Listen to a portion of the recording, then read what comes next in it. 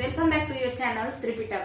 तो यहाँ पे आज हम लोग देखने जा रहे हैं पुर्तगालियों का जो राजनीतिक एवं व्यापारिक संबंध है सभी लोगों से, कई सारे लोगों से। ठीक है, तो अब पुर्तगाली जो लोग हैं वो लोग व्यापार करने के दिशा में आगे बढ़ चुके हैं, है ना। मगर अब हम देखेंगे, हम लोग बहुत चीज देखे। हम सबसे पहले देखें कि यूरोप वर्ल्ड टूर पे क्यों निकल गया, है ना। और उसमें भारत भी है, उसमें मतलब ईस्टर्न साइड भी गया, वेस्टर्न साइड भी गया, हर जगह गया। ठीक है, उसके बाद हम लोग देखें कि भाई पुर्तगाल के जो लोग हैं उन्होंने किस तरीके से समुद्री मार्ग की खोज की, और अगर समुद्री मार्ग को खोजा भी गया तो आखिर क्यों खोजा गया। तो कारण ये था कि लाल सागर और अरब सागर, सॉरी लाल सागर यानी रेड सी, और आपका जो है ये क्या नाम था उसका, पर्शियन गल्फ यानी फारस की खाड़ी, पर्शियन गल्फ यानी फारस की खाड़ी, इन दोनों पे जो है एक देश था जो कब्जा कर चुका था। नाम बताइए उसका, वो था अरब। अरब के लोगों ने इन दोनों पे कब्जा कर लिया, और इस कारण से यूरोप का व्यापार पूर्वी देशों के साथ खत्म हो गया, और बीच में कौन बिचौलिया बन गए, अरब के व्यापारी। तो ये चीज कहीं ना कहीं पुर्तगालियों को और बाकी सारे ही यूरोप के लोगों को क्या हुआ, खला। और खला तो फिर उन लोगों ने एक नए मार्ग की खोज की जिससे कि वापस से हम मतलब यूरोप के लोग पूर्वी देशों से जुड़ सकते थे। ठीक है, हाँ अच्छा। तो अब हम लोगों को ये सब बात तो ठीक है, बट पुर्तगाली पूरब के साइड ही क्यों आए, वो पश्चिम के साइड क्यों नहीं गए। क्योंकि सबसे पहले जो इसके मन में ये एक महत्वाकांक्षा हुई कि वापस से हम लोग पूर्वी देशों के साथ या देश विदेश के साथ व्यापार करते हैं, दूसरे महादेश के साथ व्यापार करते हैं। तो वो जो जगह था वो कौन सा जगह था, तो वो था आइबेरियन प्रायद्वीप। आइबेरियन प्रायद्वीप वो प्रायद्वीप या वो पेनिनसुला है जिसपे कि दो कंट्री एक साथ रहते हैं। इधर साइड में पुर्तगाल है और इधर पे आपका स्पेन है। ठीक है, तो यही है। स्पेन के लोगों ने पहले ही कह दिया, स्पेन का जो राजा था चार्ल्स फर्स्ट उस समय यहाँ का राजा था, तो वो कह चुका था कि भाई हम तो इस साइड जाएंगे, पुर्तगाली लोग तुम लोग इस साइड जाओ, हम बिल्कुल मना नहीं करेंगे, आराम से घूमो फिरो, कोई टेंशन नहीं है। तुम इधर जितना चीज खोजोगे सब तुम्हारा, हम इधर जितना चीज खोजेंगे सब मेरा। तो क्लियर था। तो इसी वजह से पुर्तगाली ईस्टर्न वर्ल्ड की तरफ यानी पूर्वी देशों की तरफ भागे। अब उसमें ये अलग बात है कि वो इंडिया पहुंच गए। इंडिया पहुंचने का कारण ऐसा बिल्कुल नहीं है कि वो उनको इंडिया ही आना था, ये बात बिल्कुल ही गलत है। हाँ, ये बात बिल्कुल सही है, ये बात बिल्कुल सही है कि वो कहीं ना कहीं इंडिया भी आने की चाह रखते थे। क्यों? क्योंकि हम बता चुके हैं कि मार्को पोलो नाम का एक व्यक्ति था जो चीन घूमा था, और वो पांड्या डायनेस्टी जो इंडिया का था वहां भी आया था, और उन सबके बारे में वो कहा था कि उधर जो एशिया देश है, महादेश है, उसके जो राज्य हैं, जो देश हैं, वो लोग बड़ा अमीर हैं। ठीक है, तो पुर्तगालियों को लगता था कि हाँ वहां भी अगर पहुंच जाए तो बहुत बढ़िया बात है। इसके अलावा और जो रोमन साम्राज्य के साथ जब ये रोम वेनिस है ना, तो रोमन साम्राज्य के साथ जो पांड्यों का जो व्यापार था, रोम का राजा अगस्तस का व्यापार था हमारे तमिलनाडु के पांड्य राजाओं के साथ, और वो लोग काफी अमीर थे। वेनिस का भी जो है पूर्वी देशों के साथ, पूर्वी महादेश मतलब एशिया के अलग अलग देशों के साथ व्यापार रहा, तो वेनिस भी बहुत ज्यादा अमीर था। वेनिस एक सिटी है रोम का, तो वो बहुत अमीर था। तो कुल ये सब मिला जुला करके पुर्तगाल के लोगों को लगा कि भाई इंडिया भी बढ़िया है। ऐसे ये इंडोनेशिया भी जाते तो क्या दुखी होते क्या? नहीं, ऐसी बात नहीं है। ठीक है, अब वो बात और है कि जब Vasco da Gama cape of good hope पहुंचता है तो उसको एक इंडियन वहां पे दिखाई दे देता है जो कि अब्दुल मजीद है, उसका कहीं कहीं पे नाम अब्दुल मनीद भी लिखा हुआ है। तो उसके बाद वास्को द गामा इंडिया पहुंच जाता है। इंडिया के बारे में भी यूरोप के लोगों ने सुन रखा था कि बड़ा अमीर जगह है, बड़ा बढ़िया पैसा वैसा है वहां पे। तो कुल मिला जुला करके यहीं से ये लोग व्यापार करना शुरू कर दिए। ठीक है, उसके बाद समुद्री मार्ग की खोज क्यों किए हम अभी बता दिए। ये वाला और ये वाला दोनों ही बंद किया था कौन, अरब का लोग, और जिस कारण से इन लोगों ने एक नए समुद्री मार्ग की खोज की शुरुआत की और अंततः खोज भी लिए। तो यहां तक का तो आपका क्लियर होगा। अब हम लोग एक बात समझते हैं, पुर्तगालियों का कैसा संबंध था और ये पुर्तगाली कौन थे, है ना। तो सबसे पहला जो क्वेश्चन है कि आखिर पुर्तगाली थे कौन। क्या ये कोई राजा, ग्रुप ऑफ किंग, यानी कि किंग ही खुद से अपना एक कंपनी बना करके भेजा था? तो ये गलत है ना। किंग का जो है कंपनी नहीं था, किंग का इसमें कोई कंपनी नहीं था। कौन सा किंग? पुर्तगाली नरेश का ये कंपनी नहीं था। ये नॉर्मल पीपल जो थे, जैसे वास्को द गामा कोई सरकारी आदमी नहीं था, वो नॉर्मल एक सामान्य नागरिक था, एक पुर्तगाल का कॉमन सिटीजन था वास्को द गामा, है ना। और जब वास्को द गामा यहाँ से अच्छा खासा पैसा लूट के ले गया, 60 गुना मुनाफा कमा करके जब गया, तब जो पुर्तगाल का राजा था ना, वो एक इंसान को भेजता है यहाँ पे, पेड्रो अल्वारेज कैब्राल को, ठीक है। तो जब वास्को द गामा खूब बढ़िया से माल बटोर के यहाँ से गया, तब पुर्तगाल का राजा पेड्रो अल्वारेज कैब्राल को भेजता है पूरा एकदम बड़ा सा जहाज वहाज और खूब सारा सेना के साथ, किसको, पेड्रो अल्वारेज कैब्राल को, कहा, पुर्तगाल, ये भारत, ठीक है। तो पहला जो ट्रिप हुआ किसका, पहला जो ट्रिप हुआ आपके पुर्तगाली लोगों का भारत में, वास्को द गामा वाला ट्रिप, तो क्या वो राजा का भेजा हुआ था? क्या राजा उसको पैसा दे रहा था या राजा उसका सपोर्ट कर रहा था, पुर्तगाली राजा? तो ऐसा बात बिल्कुल ही गलत है, ऐसा नहीं था। यानी कि जो पहली बार जो चीजें आई, पहला बार जो ट्रेवलर आया, वो कोई राजा का सपोर्ट से नहीं आया था, वो खुद से टहलते घूमते चला आया था। मगर उसके बाद हम देखते हैं उसके मुनाफा को देख करके जो राजा था, लालच में आकर के एक बेड़ा भेजा, मतलब जहाजी बेड़ा, ग्रुप ऑफ पीपल, सेना वेना के साथ जहाज भेजा राजा, और उसमें जो हेड था वो था पेड्रो अल्वारेज कैब्राल। और अब राजा चाह रहा था पुर्तगाल का कि भारत से सामान लूट के लाओ और हमको भी दो, ठीक है। अब देखिए यहाँ पे दूसरी बात, ये पेड्रो अल्वारेज कैब्राल को ही हेड क्यों बनाया गया, इस पूरे जो ग्रुप को जो ठेका दिया गया कि भाई तुम ही लेके जाओगे या तुम ही इस ग्रुप को लीड करोगे, पेड्रो अल्वारेज कैब्राल को ऐसा कहा गया। तो आखिर पेड्रो अल्वारेज कैब्राल में ऐसा क्या बात था कि पेड्रो अल्वारेज कैब्राल को ही लीडर बनाया गया? तो वो था कि पेड्रो अल्वारेज कैब्राल पहले एक तो चीज खोज चुका था जिसका नाम है ब्राजील, ठीक है। ये वही इंसान है जिसने ब्राजील को खोजा था। तो पुर्तगाल का राजा ये सोचा कि हम इसी को हेड बना करके इस बार भेजते हैं, ये इंडिया से जाके अच्छा खासा माल कमा के लाएगा और उसके बाद क्या होगा, हमको फायदा होगा। दूसरी बात आप समझिए यहाँ पे कि जब पेड्रो अल्वारेज कैब्राल आ रहा था, तो जो पुर्तगाल का राजा था वो इसको सिखाया था कि तुम वहां जाना और जा करके क्या करना, किलेबंदी करना, ठीक है। पहला चीज किलेबंदी करना, किस लिए, खुद को प्रोटेक्ट करने के लिए, ठीक है। किससे प्रोटेक्ट करना है, क्या भारतीय राजाओं से, क्या नहीं, अरबों से, अरब के निवासियों से, इजिप्ट के यानी कि मिस्र के निवासियों से, बेसिकली मुसलमानों से, ठीक है। क्योंकि उस समय जो यूरोप को जबरदस्त पीटते रहते थे वे मुसलमान लोग थे। तो बेसिकली किससे, मुसलमानों से खुद को प्रोटेक्ट करने के लिए किसने कहा, किंग ने कहा कि भाई किलेबंदी कर लेना। मतलब किस चीज का किलेबंदी, जहां भी फैक्ट्री लगाना कैब्राल, वहां तुम किलेबंदी कर लेना खुद को प्रोटेक्ट करने के लिए। किससे, मुसलमानों से। मुसलमान कहाँ रहते थे, अरब में रहते थे, मिस्र में रहते थे, नॉर्थ अफ्रीकन साइड में आज भी मुस्लिम समुदाय बहुत ज्यादा है, ठीक है। तो ये क्लियर हो गया। तो कहीं ना कहीं इतना दूर हम लोग समझे तो हमको ये बात तो समझ में आ गया कि जो राजा था, कहाँ का, पुर्तगाल का जो राजा था एस्पिरेंट्स, वो बहुत ही ज्यादा इंटरफेयर कर रहा है। पुर्तगाली जो व्यापार या पुर्तगाली जो बेड़ा यहाँ पे आया है, जो जहाज यहाँ पे आया है, उसमें जो किंग ऑफ पुर्तगाल है उसका बहुत ज्यादा इंटरफेरेंस है। वो पूरा इंटरेस्ट ले रहा है यहाँ के व्यापार में। यानी कि अगर वो यहाँ के व्यापार में इंटरेस्ट ले रहा है तो पैसा भी भरपूर लेगा। ऐसा नहीं है कि एकदम ओपन छोड़ देगा, जितना मन उतना कमाओ, लूटो जितना लूटना है, नहीं, तुमको जितना लूटना है लूटो, बट सारा मेरे चरणों में ला करके रख दो, ठीक है। ये नियम था। तो अगर आपसे कोई कहे कि क्या किंग इन्वॉल्व था पुर्तगाल का भारत के पैसा के दोहन में, तो था। मगर वही अगर अंग्रेजों की बात करें तो स्टार्टिंग पीरियड में अंग्रेज उतने ज्यादा, अंग्रेज क्वीन जो थी माने महारानी विक्टोरिया, एलिजाबेथ, ये लोग उतना इन्वॉल्व नहीं थी, ठीक है, और ना ही वहां के किंग थे। उसी तरीके से डचों की भी बात करें तो डच का जो कंपनी आया था उसको तो बनाया ही था राजा का प्रधानमंत्री कार्नेलियन डी हाउटमैन। डचों का जो कंपनी बनाया है ना, उसका नाम है कार्नेलियन डी हाउटमैन, और वही यहाँ पे सुमात्रा जो कि इंडोनेशिया में है वहां लेकर के आया था। तो वो तो प्रधानमंत्री था, उसके यहाँ मंत्री के पोस्ट पे काम करता था राजा के यहाँ।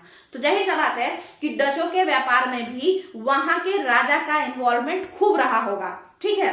मगर सबसे ज्यादा जहां के राजा का इन्वॉल्वमेंट था वे थे पुर्तगाली। क्या यहां तक का क्लियर है? सबसे ज्यादा जहां के राजा का इन्वॉल्वमेंट था पुर्तगाली व्यापारियों के बीच में, तो वो था पुर्तगाली राजा का। ठीक है, अब देखिए, अगर हम राजा की बात किए हैं तो जाहिर सा बात है कि जो पुर्तगाल के राजा थे, एक सेकेंड, उस जमाने की हम बात कर रहे हैं जिस जमाने में कभी भी राजतंत्र बिना धर्म के नहीं चलता था। ठीक है, कभी भी राजतंत्र बिना धर्म के, यानी सेक्युलरिज्म नाम का कोई चीज नहीं था उस समय, कि राजा जो है वो अलग रहेगा और धर्म जो है वो अलग रहेगा। धर्म और राजतंत्र दोनों साथ मिल करके काम करते थे, और इसलिए हम लोग देखते हैं कि पुर्तगाली बेड़ा जब यहाँ पे आया, माने पुर्तगाली जहाज, पुर्तगाली व्यापारी जब यहाँ आए, तो उनका दो उद्देश्य था। एक उद्देश्य था व्यापार करना, दूसरा उद्देश्य, और जो कि सबसे इंपॉर्टेंट उद्देश्य था, क्या? मुसलमानों के साथ झगड़ा करना। ठीक है, मुसलमानों के साथ झगड़ा करना। तो इसको ये इस तरीके से नहीं कहते क्या है, कहते हैं कि खुद के धर्म की रक्षा करना, यानी धार्मिक उद्देश्य था। यानी कैसा उद्देश्य था? धार्मिक उद्देश्य था। ठीक है, तो इस तरीके का हिसाब किताब था। तो ये फर्स्ट उद्देश्य इन लोगों का यही था, धार्मिक उद्देश्य था, जो पुर्तगाली व्यापारी यहाँ व्यापार करने आए। कब से? कैब्राल के समय से, क्योंकि वास्को दी गामा को राजा नहीं भेजा था, वो खुद से नाचते भटकते गाते पहुंच गया था, बट उसके बाद से जो है राजा भेजा था। और हम पहले ही कह रहे हैं कि राजा अगर इन्वॉल्व हुआ है तो उस जमाने में राजतंत्र बिना धर्म के काम नहीं करता था। उस जमाने में राजतंत्र बिना धर्म के काम नहीं करता था, धर्म और राजतंत्र साथ मिलकर के चलते थे। यानी राजा के साथ पुरोहित भी उतना ही इंपॉर्टेंट होता था, जिस कारण से अब जहां भी धर्म इन्वॉल्व होगा तो वहां पे धार्मिक रक्षा की बात तो की जाएगी ना। तो धार्मिक उद्देश्य फर्स्ट प्रायोरिटी, और दूसरा प्रायोरिटी था व्यापार करना। ठीक है, धार्मिक उद्देश्य था फर्स्ट प्रायोरिटी, और दूसरा प्रायोरिटी क्या था? व्यापार करना। यहां तक का अगर आपका क्लियर है तो फिर हम लोग आगे देखते हैं। देखिएगा, तो राजा जो है, किंग का क्या संबंध था पुर्तगाल के व्यापारियों के साथ, या पुर्तगाली जो कंपनी आई तो उसमें किस तरीके से पुर्तगाल के सम्राट का क्या रोल रहा, है ना। तो वो हम लोग अच्छे से समझ लिए कि पुर्तगाल के राजा का क्या रोल रहा, और किस तरीके से इस कंपनी में, इस कंपनी के एडमिनिस्ट्रेशन में जो एक रिलीजन है वो एक इंपॉर्टेंट रोल प्ले किया, बहुत ज्यादा इंपॉर्टेंट रोल प्ले किया। ये लोग क्या करते थे? मुसलमानों को दम भर पीटना शुरू कर दिए। इनका मेन उद्देश्य ये नहीं होता था कि हम कोई कंपनी बनाए या हम कोई एरिया हड़पे। इनका पहला उद्देश्य ये होता था कि जहां मुसलमान अगर कोई है, जहां कोई अरब व्यापारी काम कर रहा है, तो पहले उसको लूटेंगे, उसको मारेंगे और उसके व्यापार को खत्म करेंगे। आप समझिएगा इस बात को ध्यान से, इन बातों में अंतर है। देखिए, आपका एक मोटिव ये है कि हम अपना व्यापार बढ़ाएंगे, है ना, और आप तो ये क्या है? ये नॉर्मल मोटिव है। कोई अगर व्यापारी है और वो ये चाहता है कि हम अपना व्यापार बढ़ाएंगे, तो ये तो नॉर्मल मोटिव है, इसमें तो कोई बहुत बुरा बात नहीं है। मगर अगर हम ऐसा सोच लें कि जहां ये इंसान व्यापार करेगा ना, हम इसको व्यापार नहीं करने देंगे, तो ये उल्टा मोटिव है, ये एक निगेटिव माइंडसेट है कि तुमको नहीं हम बढ़ने देंगे आगे, हम खुद आगे बढ़ेंगे, ये मेरा सोच नहीं है, बस तुमको हम आगे नहीं बढ़ने देंगे। इसी थॉट प्रोसेस के साथ पुर्तगाली कहीं ना कहीं यहाँ आए थे। वे जहां भी अरब के व्यापारी को व्यापार करते देखते थे, उनके साथ वो झगड़ा करना शुरू कर देते थे, और बेसिकली उन्हीं लोकेशन को वो कैप्चर करते थे। ठीक है, अब देखिए, राजा आखिर अरब के व्यापारी से क्यों डरता था? तो इसका भी एक खास बात है। ये सभी लोग, अरबों का जो टॉर्चर, जो एक्सप्लॉयटेशन हुआ था अरब के द्वारा यूरोपियन का, तो उसको वो लोग देख चुके थे। तो इस कारण से भी जो प्रताड़ना इन लोगों ने झेल रखा था, तो उससे ये लोग बड़ा ज्यादा परेशान थे और कहीं ना कहीं डरते थे, है ना, कहीं ना कहीं डरते थे और चाहते थे कि भाई अगर अरब इंडियन ओशन में भी अपने आप को एस्टेब्लिश कर लिए, तो फिर इंडियन ओशन वाला जो मार्ग हम खोजे हैं, उस मार्ग को भी ये लोग कैप्चर कर लेंगे। और जिस तरीके से लाल सागर और पर्शियन गल्फ को, यानी फारस की खाड़ी को कैप्चर करके यूरोपियों का व्यापारिक संबंध एशिया के साथ जो है ये खत्म कर दिए, या अफ्रीका के साथ खत्म कर दिए, तो आगे चल के दोबारा से खत्म कर देंगे। तो ये भी एक कारण था, क्योंकि अरब के व्यापारी भी पहले एक कांड कर चुके थे। अरब के लोग वो क्या किए थे? लाल सागर और फारस की खाड़ी को बंद कर दिए थे, वहां पे टैक्स लेने लगे थे। तो इन कारणों से इन पे भरोसा करना मुश्किल था। तो हर तरीके से देखिए कुछ पॉजिटिव माइंडसेट भी है कि पहले जैसे होता है ना दूध का जला उसको क्या बोलते हैं, छाछ भी फूक फूक करके पीता है। तो यूरोप के लोग इतने डर चुके थे इन लोगों से कि अगर ये जहां भी जाएंगे, अरब के लोग जहां भी व्यापार करेंगे, जैसे ही पावरफुल होंगे तो बाकी लोगों के व्यापार को क्या कर देंगे, खत्म कर देंगे। तो इस डर से जो यूरोपियन किंग्स होते थे वो ये कह के भेजते थे कि भाई व्यापार तो अपने जगह है, पहले प्रोटेक्ट हो, पहले खुद को क्या करो, प्रोटेक्ट करो, प्रोटेक्शन लो, एंड देन आफ्टर तुम क्या करना, व्यापार कर लेना। ठीक है, तो ये हिसाब किताब था इसका क्या। और पुर्तगाली जो कंपनी है उसके निर्माण का यही सब कारण था। एक तो धार्मिक कारण था और दूसरा उसके बाद था व्यापार, यानी व्यापारिक उद्देश्य। ठीक है, तो ये दो कारण था। तो यहां तक का आपका क्लियर है। धार्मिक उद्देश्य क्या था। अच्छा, इसके साथ साथ इन लोगों ने एक बहुत ही बुरा काम भी किया, इंक्विजिशन पॉलिसी उसको कहते हैं, यानी धर्मांतरण। देखिए इनके साथ मुसलमानों ने बुरा किया, इसमें कोई दो मत का बात नहीं है कि जो मिडिल एज चल रहा था तो उस समय क्रूसेड यानी धर्म युद्ध हुआ और उसमें बहुत ज्यादा अरब के लोगों ने क्रिश्चियन लोगों को टॉर्चर किया और जो है धर्मांतरण ये सब हुआ ही होगा, जाहिर सा बात है। मगर इन लोगों ने भारत में आकर के भारत के लोगों का भी जो है जबरदस्ती धर्मांतरण करवाया था। ठीक है, तो ये थोड़ा सा ये लोग बहुत ही गलत करते थे और भी इनकी कई सारी पॉलिसी थी जिसके कारण से पुर्तगालियों का पतन हुआ। उसके बारे में तो हम लोग तब पढ़ेंगे जब हम पुर्तगालियों के पतन को पढ़ रहे होंगे। तो यहाँ पे आपका पहला क्लियर है कि उसके खुद के राजा का पुर्तगाली कंपनी पे कैसा जो है वर्चस्व था, किस तरीके का जो है उसको उस पे कंट्रोल था, है ना। अब बात करते हैं कि पुर्तगाल का अन्य यूरोपीय देशों के साथ कैसा संबंध था। पुर्तगाली कंपनी जो है तो उसका अन्य यूरोपीय देश के साथ कैसा संबंध था। तो रोम के बारे में तो हम लोग स्टार्टिंग में ही चर्चा कर लिए हैं। रोम कोई और नहीं है, रोम इटली ही है, वही वेनिस जिसको हम कहते हैं। ठीक है, तो वेनिस ये बड़ा अमीर था यहाँ का लोग, और जिस कारण से सभी जो यूरोप के लोग थे इससे थोड़ा जलन की भावना रखते थे और पुर्तगाली भी जाहिर सा बातें रखते थे। और पुर्तगालियों का जब व्यापार इधर बढ़ना शुरू हो गया अरब को कूट कूट करके, तो फिर वेनिस के लोगों ने किसको उकसा दिया, इजिप्ट के लोगों को।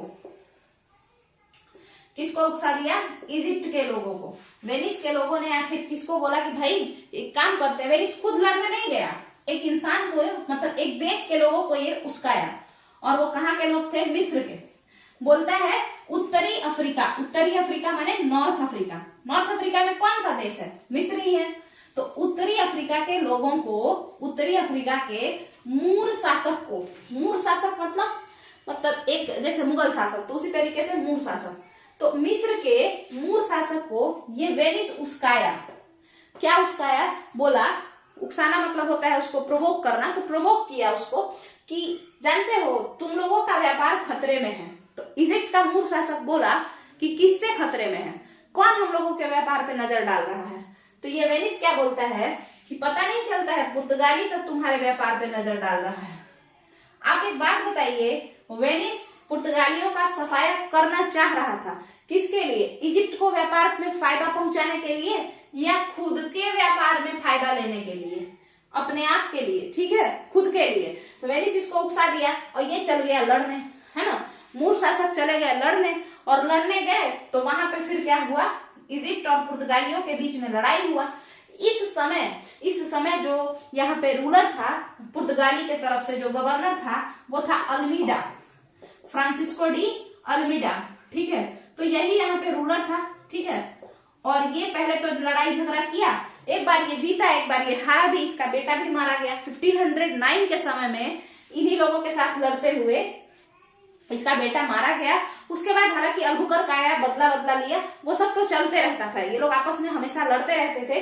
पहला कारण व्यापार, और दूसरा कारण अगर आप देखें तो आपको सामने नजर आएगा, इजिप्ट क्या है, मुस्लिम कंट्री है, और ये क्या है, पुर्तगाली एक क्रिश्चियन कंट्री है। तो दोनों मिलकर के लड़ेंगे नहीं, तो धर्म युद्ध भी चल ही रहा था साथ के साथ, और ये व्यापार का तो था ही। तो ये हो गया आपका रोम का क्या संबंध था। रोम के लोग इन लोगों को, इजिप्ट के लोगों को उकसाए थे, रोम के व्यापारी उकसा दिए थे इसको, और यहाँ पे एक लड़ाई हो गया था। ये जो लड़ाई हुआ था 1508-1509 के समय में हुआ था, जिस समय में अल्मीडा था। अल्मीडा कभी हारा कभी जीता, और फिर उसको हारने के बाद वापस भेज दिया गया, और 1509 में अल्बुकर्क जो है वो पावर में आ गया। ठीक है, अल्फोंसो दी अल्बुकर्क। अब हम लोग देखते हैं कि आखिर डचों के साथ कैसा संबंध था पुर्तगालियों का, ठीक है। इसके बाद हम लोग ये भी देखेंगे भारतीय राज्यों के साथ कैसा कैसा संबंध था, जैसे मुगलों के साथ क्या किया ये लोग, है ना, उसी तरीके से। अच्छा देखिए, स्टार्टिंग में कई सारे जगहों पे ये होता है कि स्टार्टिंग में तो बड़ा प्यारा प्यारा रिलेशन होता है, हर ज्यादातर रिश्ता में यही होता है कि स्टार्टिंग में रिलेशन बड़ा प्यारा होता है, बट बाद में रिलेशन इतना खराब हो जाता है। जैसे आप देखेंगे पुर्तगाली और गुजरात का संबंध कभी तो एकदम बहुत ही बिटर रहेगा, फिर उसके बाद बहुत स्वीट हो जाएगा, उसके बाद मर्डर ही कर देगा सीधे, है ना, तो इस तरीके का चलेगा। तो ये ज्यादातर रिश्तों में ऐसा होता है कि हम लोग पहले तो बड़ा ही स्वीट स्वीट रहते हैं और फिर बाद में जो है गंदा जो है उसमें पॉलिटिक्स करना शुरू कर देते हैं। तो यहाँ देखते हैं हम लोग किसके बारे में, डचों के बारे में। आइएगा, अगर हम डच की बात करें, बेसिकली डच की बात करें तो उससे पहले एक स्पेन देखना पड़ेगा। देखिएगा, स्पेन के बारे में हम लोग समझ चुके हैं, बट फिर भी थोड़ा सा समझना पड़ेगा। स्पेन कौन है? पुर्तगाल का पड़ोसी जो आइबेरियन पेनिनसुला पे रहता है। ये पुर्तगाल है, ये उसका भाई स्पेन है। ये दोनों पहले बंटवारा कर लिए, स्पेन वाला बोला था हम इधर जाएंगे, पुर्तगाल वाला बोला था हम इधर जाएंगे, ठीक है। उसके बाद स्पेन के जो राजा थे वो भी इधर अपना बढ़ाने लगे, ठीक है। मतलब देखिए, पृथ्वी गोल है ना, तो अगर हम इधर से भी बढ़ते हुए जाएंगे तो इधर पहुंच ही जाएंगे, ठीक है। तो वो इधर आ गए स्पेन के लोग, ठीक है।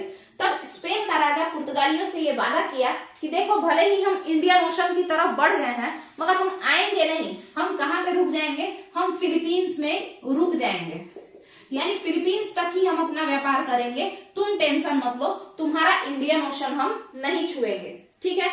तो ये वादा कौन किया था? स्पेन के राजा ने। पुर्तगाली लोग बड़ा खुश हुए, बोले कि यानी कि पूरे के पूरे इंडियन ओशन के उस्ताद हम ही हैं। तो बोला हाँ, हिंद महासागर केवल और केवल तुम्हारा है।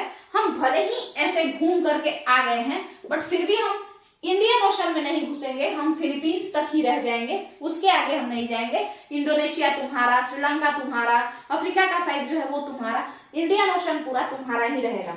इस बात से खुश होकर के पुर्तगालियों ने क्या कहा कि जब पूरा का पूरा इंडियन ओशन मेरा है तो हम ही ना इंडियन ओशन के उस्ताद हुए, और इसीलिए ये लोग अपने आप को क्या कहने लगे? एस्तादो द इंडिया, ठीक है। मतलब हम मास्टर हैं इंडियन ओशन के, ठीक है। तो एस्तादो द इंडिया। पुर्तगालियों का ये जो डर था कि स्पेन का राजा हमको कैप्चर कर लेगा मेरे इलाका को, ऐसा हुआ नहीं हुआ। क्यों? क्योंकि पहले ही स्पेन का राजा ये वादा कर दिया। तो यहाँ तक आपका क्लियर है। स्पेन के साथ पहले तो ऐसा संबंध था। बाद में हम देखते हैं कि स्पेन और पुर्तगाल 1580 के समय पुर्तगाल स्पेन के अधीन हो जाता है। माने स्पेन इस पे अटैक किया होगा और इसको अपने में मिला लिया, ठीक है। तो स्पेन के अधीन हो गया, और ऐसा नहीं है कि इन लोगों का बहुत ही खराब संबंध था, नहीं, जैसे नॉर्मल ही था। ये लोग मिलजुल करके रहने लगे और ये स्पेन के अधीन काम करने लगा। स्पेन के राजा के अंडर में पुर्तगाल भी आ गया।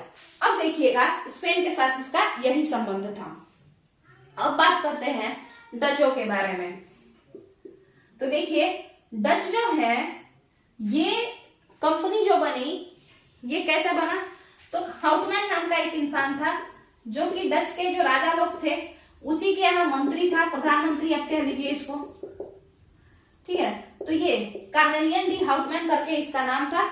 तो कुल मिला जुला करके ये भी कहीं ना कहीं पॉलिटिकल इंसान ही था, पॉलिटिकल पर्सन था। ये यही बनाया एक कंपनी जिसका नाम रखा वीओसी। ये सब तो ठीक है। अब ये सबसे पहले क्या हुआ देखिएगा, पुर्तगाली जो थे यहाँ पे एक काम गड़बड़ किए थे। काम क्या गड़बड़ किए थे कि जब उनको पता चल गया कि स्पेन इधर अटैक नहीं करेगा, स्पेन किधर अटैक नहीं करेगा? इधर, यानी इंडियन ओशन में नहीं आएगा, तो ये लोग खूब खुश हो गए, पूरा का पूरा इंडियन ओशन तो मेरा ही है। दूसरा, अरबों को पीट पीट करके ये लोग भगा चुके थे, है ना, अरबों को पीट पीट करके भगा चुके थे या नहीं? तो कुल मिला जुला करके अब किसी का खतरा इनको था ही नहीं। पुर्तगाली इस चीज को जो है हल्के में लिए, और वो क्या किए, पूरे के पूरे इंडियन ओशन से सामान ले जाते थे और इधर उधर खाली बेचते थे। तो ये बेचने का काम क्या हो गया, एक तरीके से वो कैसा व्यापार करने लगे? मर्चेंट की तरह, यानी सामान ढोने वाले बन गए। यहाँ का सामान वहां ले जाकर के बेचेंगे, वहां का सामान यहाँ ले जाकर के बेचेंगे। और इस चक्कर में ये लोग अपने देश यानी पुर्तगाल में कोई भी फैक्ट्री, परमानेंट बिजनेस या परमानेंट इंडस्ट्री स्टैब्लिश ही नहीं किए। ये क्या करते थे, कभी इंडोनेशिया से सामान ले जाते थे, कभी इंडिया से सामान ले जाते थे, कभी अफ्रीका साइड से सामान ले जाते थे। ये सारा सामान ये कहाँ लेके जाते थे, पुर्तगाल के राजधानी लिस्बन में। ये सारा सामान ये पुर्तगाल के राजधानी लिस्बन में लेकर के जाते थे। और जब ये लिस्बन जाते थे तो वहां पे हम लोग क्या देखते थे कि कुछ डच लोग, डच कौन है, वही नीदरलैंड वाले। आज के डेट में डच का नाम नीदरलैंड है, पहले हॉलैंड के नाम से जाना जाता था, अब नीदरलैंड के नाम से जाना जाता है। ठीक है, तो डच लोग आते थे यहाँ पे, नीदरलैंड के लोग आते थे, उन्हीं को डच कहते हैं। तो नीदरलैंड के लोग कहाँ आते थे, लिस्बन आते थे, और यहाँ से सामान ढो करके और अपने कंट्री के कैपिटल में ले जाते थे। अब नीदरलैंड के कैपिटल का नाम क्या है, एम्स्टर्डम। नीदरलैंड के कैपिटल का नाम क्या है, एम्स्टर्डम। एम्स्टर्डम लेके चले जाते थे, नीदरलैंड से लिस्बन से एम्स्टर्डम लेके चले जाते थे। ठीक है, जब ये एम्स्टर्डम लेकर के जाते थे तो अब धीरे धीरे पुर्तगाली सारा सामान ले जाके लिस्बन रखे, लिस्बन से ये लोग लेकर के बेचने जाए कहाँ, अपने देश में। और इस कारण से एशिया का सामान एम्स्टर्डम में, और इसी नीदरलैंड का एक और क्षेत्र है एंटवर्प। ठीक है, एंटवर्प में, एम्स्टर्डम में, इन जगहों पे एशिया का सामान बहुत ज्यादा बिकने लगा, बड़ा ही फेमस हुआ। और खास करके कौन सा हिस्सा, मसाला का व्यापार और कपड़ा का व्यापार, ये दो चीज एम्स्टर्डम में बड़ा फेमस हुआ। बहुत ज्यादा लोगों ने डिमांड किया एशियाई कपड़ों की और एशियाई मसालों की। ठीक है, तो इस वजह से नीदरलैंड के, बेसिकली डच के जो राजा थे, उनको ये बात पता चला, यहाँ के व्यापारियों ने बताया कि पुर्तगाली सब जो है एशिया से सामान लाता है, कहाँ, तो अपने कैपिटल लिस्बन में। हम लोग वहां से ला करके और एम्स्टर्डम में बेचते हैं अपने कैपिटल में। और अब ऐसा है कि एम्स्टर्डम यानी कि नीदरलैंड के कैपिटल में एशिया का सामान का मार्केट एकदम तगड़ा बन गया है। तो क्यों ना हम लोग चले, कहाँ चले, एशिया चले। ठीक है, हम लोग कहाँ चले, डच के व्यापारियों ने राजा को सजेस्ट किया कि हम लोग चलते हैं। तो कहाँ चलते हैं, तो हम लोग चलते हैं कहाँ, व्यापार करने के लिए चलते हैं एशिया। क्यों, क्योंकि एशिया का सामान का मार्केट बन चुका है कौन, एम्स्टर्डम। ठीक है, तो ये लोग चल दिया। अब व्यापार करने के लिए जब ये जाना शुरू किए डच के लोग, पुर्तगालियों को पता चला, पुर्तगाली भड़क गए। उनको लगा कि भाई इंडियन ओशन तो मेरे बाप का है, तो हम तुम लोग कैसे आ सकते हो, और स्पेन तो हमको बोला था, स्पेन उसके बगल का था, तो भाई था ना उसका, भाई भाईचारा चल रहा था। स्पेन पहले ही मना किया था कि हम तो नहीं आएंगे, तुम चिंता मत करो, बट स्पेन ना मना किया था, बाकी तो यूरोपियन कंट्री जाएंगे ही। तो डच लोग पहुंच गए कूदते फांदते हुए। उसके बाद पुर्तगालियों को ये धोना शुरू कर दिए और पुर्तगाली पिटाना शुरू हो गए, क्योंकि अब पुर्तगाली कैसे हो गए थे, अब ये एम्बिशियस नहीं थे। ये कैसे थे, ये केवल यहाँ से वहां सामान ढोते रहते थे। एक और कारण था पुर्तगालियों का सामान ढोने का, कि देखिए पूरा का पूरा माल तो व्यापार का जो था वो राजा कंट्रोल करते रहता था, है ना। तो व्यापारी ये सोच रहे थे कि जितना हो सके उतना पॉकेट में भरो, अपने देश का उद्धार बाद में कर लेंगे, पहले खुद का उद्धार कर लेते हैं। ठीक है, क्योंकि देश में जाकर के फैक्ट्री लगाएंगे, देश में इंडस्ट्रियल रिवोल्यूशन लाएंगे, ये सब चीज ठीक है, मगर उसमें राजा इतना ज्यादा हस्तक्षेप कर रहा था, इतना ज्यादा इंटरफेयर कर रहा था कि पुर्तगालियों ने सोचा कि ये सब बाद में करेंगे, पहले क्या कर लेते हैं, पहले अपना पॉकेट भर लेते हैं। और जिस कारण से हम लोग क्या देखते हैं कि पुर्तगाली लोग जो थे वो लोग खाली सामान ढोते थे और पैसा वसूली करते थे। अब कुल मिला जुला करके डचों ने इन पे अटैक किया और धीरे धीरे यूरोप के जितने भी लोग थे उनको ये बात पता था, उस जमाने में अरब वाला जो किस्सा हुआ था कि लाल सागर और कौन सा, पर्शियन गल्फ, इन दोनों को अगर हम कैप्चर कर लेंगे तो हम सबसे अमीर हो जाएंगे। तो इससे पता चल चुका था यूरोपियों को कि अगर उस जमाने में अमीर होना है तो जो समुद्री इलाका है उसको कैप्चर करना शुरू कर दो। तो डचों ने भी पुर्तगालियों का जो समुद्री इलाका था उन सबको अटैक किया और सबको खत्म किया और खुद वहां पर जो है राज करना शुरू किए। ठीक है, एक बात और समझिए, आपको पता है डच जीते क्यों, तो उसका क्या कारण है, यानी पुर्तगाली हार क्यों गए डचों से, जबकि वो तो इतने साल से यहाँ रह रहे थे, डच तो नया नया आए थे। तो उसके पीछे का कारण ये है कि आपको पता है कि पुर्तगाल जो था वो किसका पार्ट था? 1580 के समय के बाद से पुर्तगाल तो स्पेन का हिस्सा हो गया था, है ना। और आपको पता है कि डच के लोग स्पेन के गुलाम थे। डच के लोग क्या थे? स्पेन के गुलाम थे। इस बात से डच के लोग बहुत ज्यादा नाराज थे। किससे? स्पेन से। हाल ही में उन लोगों ने स्पेन को खदेड़ के भगाया था। तो एक तरीके से देखिए, जहां पुर्तगाल के लोग जिसके गुलाम थे आज, जो कि स्पेन है, तो अब किसका हिस्सा है? पुर्तगाल अब किसका हिस्सा है? स्पेन का हिस्सा है। किसके अकॉर्डिंग? डचों के अकॉर्डिंग। ठीक है, ठीक है।